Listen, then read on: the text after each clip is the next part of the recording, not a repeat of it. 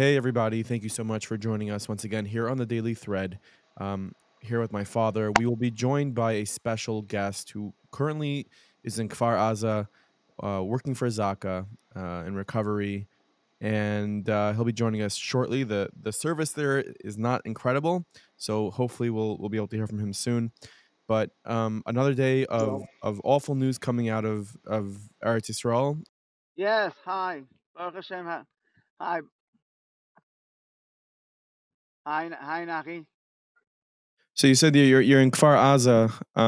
We've been hearing this morning In Kfar Aza, yeah. some awful reports coming out of there about many bodies being found as young as babies. Is that something that you personally were seeing? Yeah. In Kfar Aza, we have around close to 200 bodies. Uh, Children, adults. Yeah, not Pashut at all. My 32 years as a member of Zaka, um, the last hard situation that we had was the 45 Yiddish guys in Miron. So that was something very hard for us. We see every day hard situations, but over here it's something that you can't understand. You can't. It's something that you can't understand it. It's something I don't have words. I don't have words to say. The situation is frightening. We go into every place that we go in. We have to go with the army with us, around us, surrounding us, just to make sure that we don't get hurt.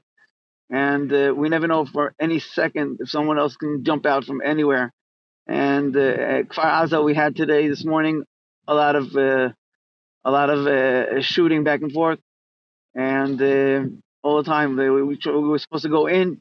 Yesterday we were in Be'eri, so we had a clear space to work. Today we tried going into Kfar Aza, and we had to go back out because it's too hard to work inside, because every few seconds we get another shooting from here, or from different places. It's very hard to work, but we know that we have close to 200 bodies. Simcha, how far are you from the Gaza border? Can you give us an idea of where you are? Well, Kfar Aza is outside. It's outside the Gaza and Gaza itself.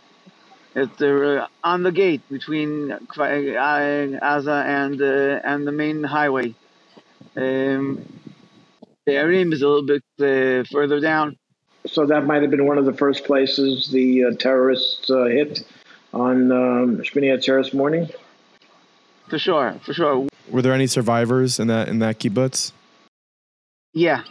We were sitting here in this parking lot over here yesterday and the day before, just for our breaks in between places, and the army was bringing out a bunch of survivors.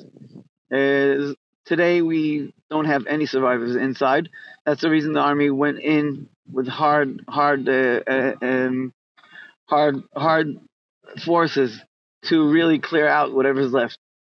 And that's the reason that every so often we're getting shootouts from different places. So are you close enough to the border so they can shoot from the other side? And why is there any allowance for presence of terrorists even on the other side of the fence that could reach Kfar Aza with shooting at you or at the troops? No, for sure not. We're outside. We're outside Kfar Aza itself. We're not close to the gate at all.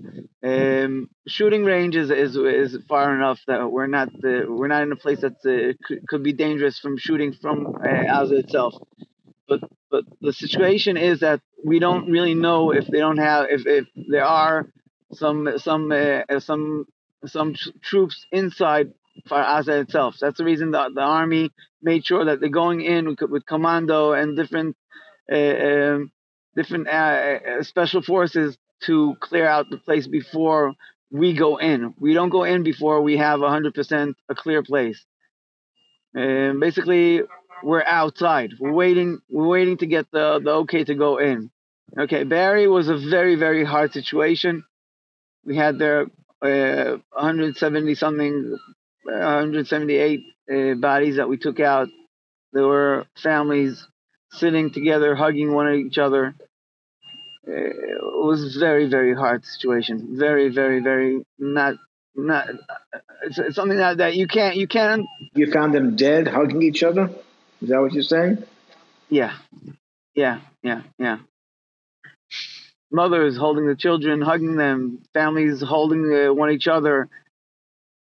Situation over there was very, very hard. Houses were burned down to the ground, mamish. So you saw like 5 or 6 bodies, one sitting on top of each other, hugging each other, mamish.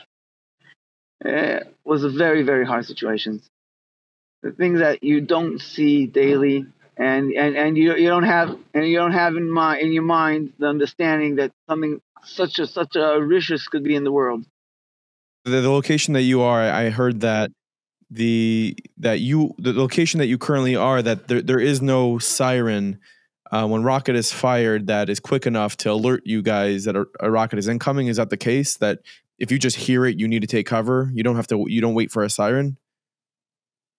Exactly. There is no siren. We get first of all, we're connected all to the main call. If there is anything that gets shooted out from Gaza itself right away, we get a alert. There is no siren. There's an alert right away. If I don't know if you can hear the shooting from the background, but there's shooting now all the time. But the shooting is inside Gaza itself, not outside. Now, the information is, of course, this is not going to tell the world what their plans are, but the assumption is that there's going to be a ground incursion from Israel into Gaza at some point. Are you seeing any signs of that from where you are? Basically, Israel is getting closer and closer and ready to go in. But as long as they don't clear out, there's another six towns that are not totally finished and cleared out. They want to make sure that all the six towns around on the Gaza border they're clear out, and they make sure that they're safe to go in. If they still have troops of mechavlim inside, you heard that bomb, I don't know, but if they still have troops of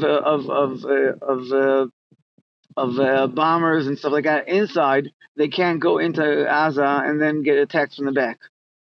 So that's the reason they have to clear out all these towns before. Simply, you're saying there are still 6 towns that there might be a terrorist presence in those towns? Yes.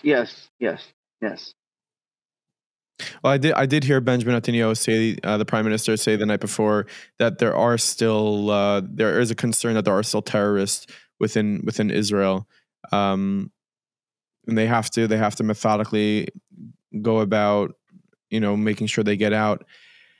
Listen, Simcha, we really wish you the best there, that you can stay safe. The work that you're doing is there's no words. Simply, you said you're doing this 32 years? I'm 32 years already a member of Zaka. Yeah, and I saw a lot in my life. Hopefully Simcha's okay over there. I know he jumped off pretty abruptly. It could be he lost service. Could be they were called to action. But probably just lost service. Hopefully he just lost service over there. But I should point out, by the way, that Simcha's your first cousin. He is, and my nephew. Yes. So we have good connections on the ground in Israel. So yeah, our producer just spoke to Simcha. Baruch Hashem, he's okay. There's just no service. I'm seeing messages right now that northern Israel is under attack. So rockets are coming in from Hezbollah. You're making it real. Yeah. And that's important. Yeah, 100%. Well, anyways, thank you so much for listening to the Daily Thread. We really appreciate you joining us here, and we hope to continue bringing you coverage as we get it, and hopefully sharing good news. Have a great day, everybody.